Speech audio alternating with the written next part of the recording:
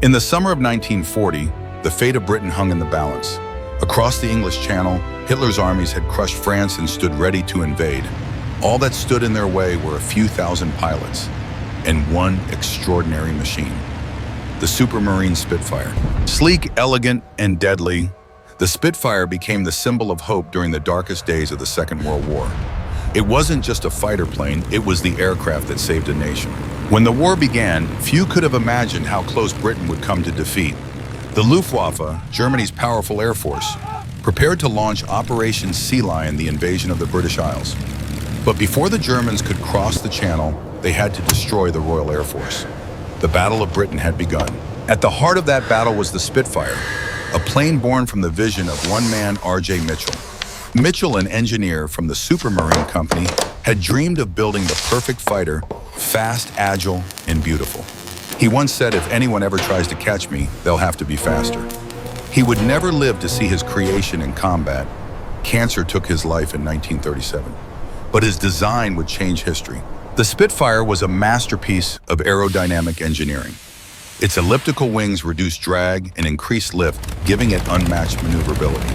It could climb faster than any German fighter and turn on a dime. Armed with 8 303 Browning machine guns, it was light, deadly, and graceful, a ballet dancer with teeth. When the Luftwaffe attacked in July 1940, Britain's airfields, factories, and cities became daily targets. German bombers filled the skies, escorted by the Messerschmitt Bf 109, the most advanced fighter of its time. But the Spitfire, alongside the rugged Hawker Hurricane, rose to meet them. The Hurricane bore the brunt of the defense, while the Spitfire hunted the 109s in fierce dogfights high above the clouds. The duels were fast, brutal, and often decided in seconds. Pilots described the Spitfire as an extension of their own body, a plane that responded instantly, intuitively. As one pilot said, "She flew like she was alive." Radar technology, a secret British advantage, guided the Spitfires to their targets. From hidden stations along the coast, operators tracked incoming raids and directed squadrons with pinpoint precision. This network, known as the Dowding System, allowed a small force of pilots to defend the entire country. Every day, the odds grew worse. Britain's young pilots, some barely 20 years old, flew up to 5 missions a day.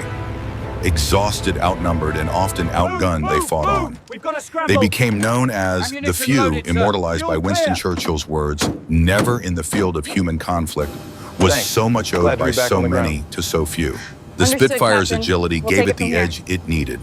It could outclimb and outturn the German Messerschmitt, though the 109 was faster in a dive. Dogfights swirled from the white cliffs of Dover to the skies over London. Tracer rounds arced through the clouds. Flame, smoke, and courage filled the air. By October 1940, the Luftwaffe had lost over 1,700 aircraft. The RAF had held the line. Hitler postponed and eventually canceled the invasion of Britain. The island would survive, and the Spitfire had become legend. But its story did not end there. As the war continued, the Spitfire evolved. New versions carried more powerful engines, cannons, and improved armor. It fought in North Africa, Italy, and the Pacific, defending convoys and escorting bombers. The MK9 variant, introduced in 1942, could finally match the deadly Focke-Wulf 190. Wherever the RAF went, the Spitfire followed, its unmistakable roar echoing across the world's skies. Its Rolls-Royce Merlin engine, a symphony of engineering, became the sound of British resistance. Even enemy pilots respected it. German ace Adolf Galland once said, "Give me a squadron of Spitfires and I'd win the war for you." The Spitfire was more than a weapon, it was a symbol, a reminder that even in the darkest times, beauty and courage can rise from chaos. It united a nation, inspired the world, and proved that technology alone doesn't win wars. People do. When the war ended, the Spitfire had flown thousands of missions and served in dozens of countries.